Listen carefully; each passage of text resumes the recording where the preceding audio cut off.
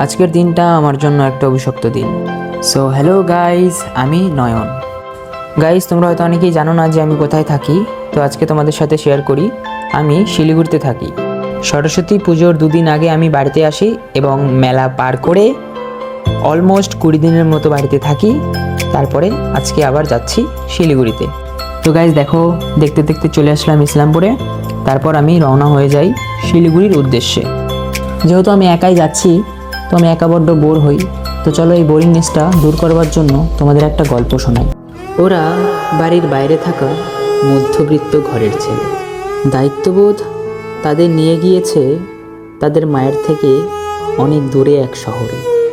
যে ছেলেটা ছোটবেলায় ছোট্ট একটি আঘাত পেলে মায়ের কাছে নালিশ জানাতো, আজ সে ছেলে শত কষ্ট পাওয়ার পরও দূর শহর থেকে মাকে জানায়, আমি ভালো আছি মা। তো গাইজ, গল্প করতে করতে আমরা শিলিগুড়ির অনেকটাই কাছে পৌঁছে যাই। তারপর এই সুন্দর দৃশ্য উপভোগ করতে করতে আমি পৌঁছে যাই শিলিগুড়িতে। তারপরে যেটা কঠিন কাজ মনে হয় আমার, সেটা হচ্ছে এয়ারভিউ মোড়ে এসে সেই রাস্তাটা পার করা। সেখান থেকে একটা ম্যাজিক গাড়িতে উঠে আমি চলে যাই কোটমোড়। তারপর কোটমোড়ে এসে গুটি গুটি পায়ে হেঁটে আমি একটি টোটোতে চড়ি।